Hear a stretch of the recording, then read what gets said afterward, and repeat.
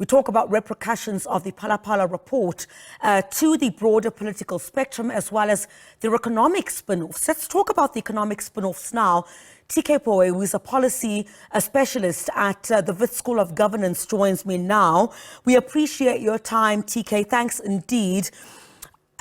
Let's start here. What are the repercussions, first of all, of the Phala Phala report on the broader political economy in South Africa? Well, no, thanks for having me. Look, I think we've seen the results of the last 2 days where you've seen the JSE basically take a tumble. We've seen certain companies which, look, they wanted to list on the Johannesburg Stock Exchange, but said, look, we'll pause. So it really does show it creates a lot of uncertainty. And I think this is often the point the ANC and I think the shenanigans kind of miss, that the markets are not, no, they're not quite rational. What they really want to know is that if I have 100 Rand and I'm putting it into South Africa, what's the likelihood that that 100 Rand is going to grow? What's going to make it shrink? So what these reports do is basically raise the question that, listen, the political instability here means that my 100 Rand is not going to go very far. So people start to rethink, where should I put this 100 Rand?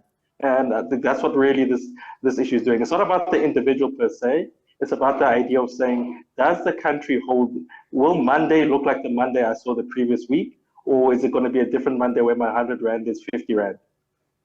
And I would imagine this uncertainty that you speak of, the idea just of uncertainty, not just now, but would I be correct to say over the last 5 years would add to these woes?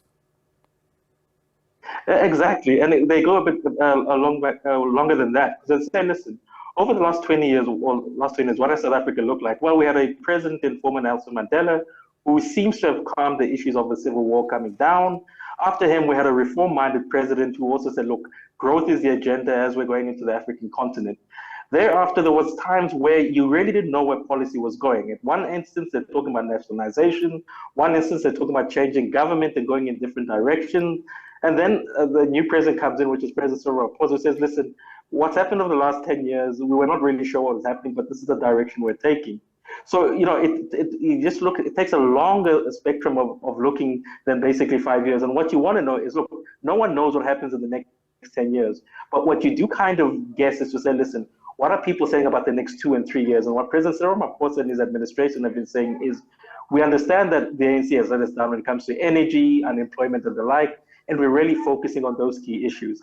And that's what investors are looking for, to say, listen, you're picking up the right issues, we respect that, and we want to invest into that. So when issues like this come up, then they start to ask themselves, but listen, are we going to get a Thabo Mbeki? Are we going to get a President Jacob Zuma? So it becomes very hard to really take a guess, and you don't want to guess with billions of dollars coming into a country. You want some level of certainty, and this is why the issue of certainty, it's something we don't discuss too often because I know it takes a political angle, but you just have to think about it with the example I'm used to say, if you put in 100 Rand into something, you want to make sure that it grows, or at least, look, you're getting 90 Rand back, that if it's a loss, it's no more than 10 Rand from it. The finance minister basically stressing that, it's not ideal for the president to resign, but if he does, that would create, or would not create economic instability in South Africa. What do you make of that statement? Well, look, I think with all due respect to the minister, he's speaking a partial truth, but I think that the bigger problem behind this is that, look, this is an artificially created problem. By that I mean, the ANC has put itself into this situation. In other countries, when you look at what's happening in South America, where there's been like almost sometimes you had coups, you had levels of, great political instability. And if you look at other countries where, look, we're seeing a lot of global warming type problems. South Africa's problem is unique in that the ANC has caused this issue. The ANC for the last 10 years has refused to actually produce economic development policies which aim at what South Africa is really suffering. They've refused to simply give the private sector, not only in South Africa, but outside the world, to say, listen, this is a direction we're taking. Now, when people speak about direction, people always believe, you're saying they're going to dictate. That's not really the issue. The issue is to know that if you say we're going left for 7 years, make it a point of saying we're going left for 7 years. And if you're going to change in line with a plan that I can calculate to say, okay, this is what it means. In this regard, that's why I say this is an artificially created problem where the ANC, as a governing party, has refused to really come up with policies that each and every individual can say, this is a direction the country is going. So while I respect what the finance minister is saying, that listen, it's not really going to be an issue, the broader issue we've seen this, that the reason why South Africa has been unable to grow at 5 to 6% is because the government refuses to put down policies which can be measured, which we can always take a guess to say, listen, this is what's going to happen. So what you're basically saying is that, this economic spiral is self-induced. Where does this leave us as a country in the medium to long term? Well, look, I think you only have to look at the state of our municipalities and the state of unemployment. I know the minister who spoke previously said that, listen, there's been a knock on unemployment. That's actually not a real indication. Because what South Africa needs is 5% to 6% growth year in, year out to really create the types of jobs we need. So where does this really leave South Africa and you and I? It leaves us in a poorer situation, because what happened, basically, you saw some of your investments go down a bit in the previous week.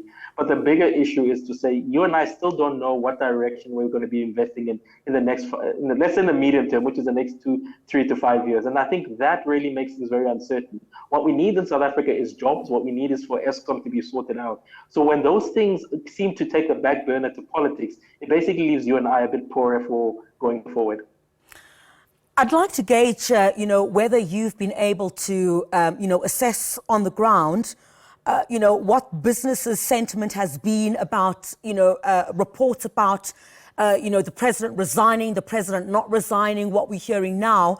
In this previous interview, just before you came to air with my colleague Samkele Maseko, with the ANC NEC member Ronald Lamola, that he says he would be surprised if President Cyril Ramaphosa does not take this report on review.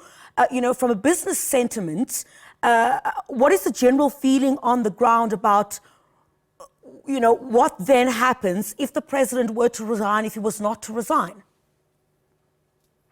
Well, I'll answer it in this way. Business was taken aback by the decision from the report. I think most people had said, listen, there is a case to answer for, but not at that level.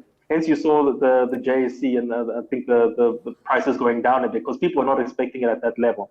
Now, the idea of President Cyril Ramaphosa exiting, it has created some uncertainty to say, listen, okay, as I said previously, we don't know what happens in next week, Monday, who's in charge, what does this person, what do they believe the direction of the country is? But I think what probably makes it a bit more problematic is the fact that even if the president stays until Monday or the previous week, there's still a conference to come.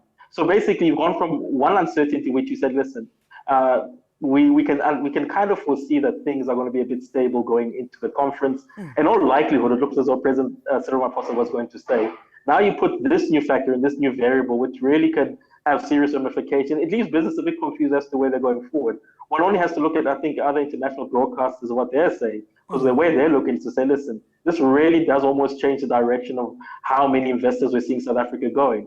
Now, whether it's a good or a negative thing, I don't know, because my overall picture has always been the ANC is uncertain. I get that people look at President Cyril Ramaphosa as bringing a level of stability, but I think we need a further deep dive investigation, say what really has he done to advance issues of knocking down unemployment, making sure energy goes up. And I think that's a conversation we often don't have in South Africa. It's too clouded in the issue of looking at a personality rather than looking at administration purely based on numbers and performance. And I think if we started to do that more often, it would actually send a message to international investors that this is where South Africa is. And because we don't have those types of conversations, it kind of leaves us more prone to these types of surprises.